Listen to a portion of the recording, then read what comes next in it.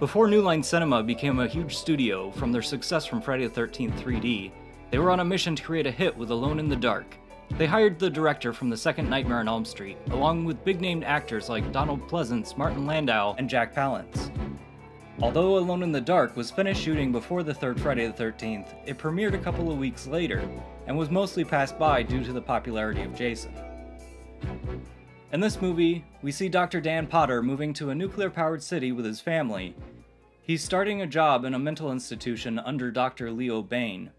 Dr. Bain is a little eccentric, and he has new age ways of dealing with his patients. People here aren't called patients, they are voyagers. Sorry, voyagers. When he's not getting high, he's talking with his patients, trying to understand their experiences. Dr. Potter is put in charge of the men on the third floor, who are all psychopathic killers. Despite the fact that Dr. Bain is completely against it, they are all kept secured behind electric locks.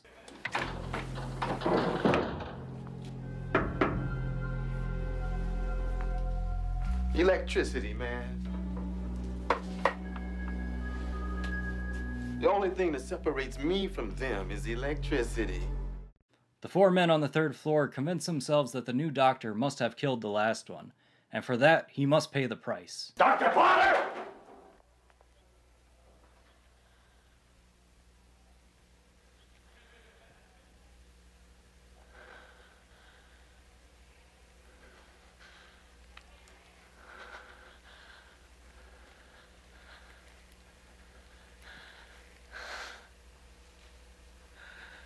Happy trails.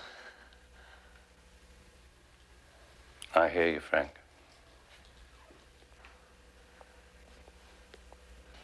One night, when Dr. Potter is dragged out to a punk show by his sister, the nuclear power plant has a malfunction and causes a blackout. The killers realize that the locks are no longer working and escape to find and murder Dr. Potter. I made the lights go out. Each character in this film stands out from one another. The fact that we have four killers with all different methods of killing separate this movie from other slasher flicks that only have a single monster. The band featured at the beginning and end of the film were named the Sick Fucks.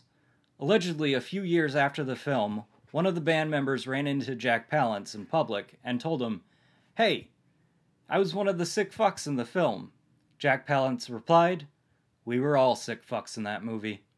If you are a fan of slasher films and haven't seen this one, give it a shot.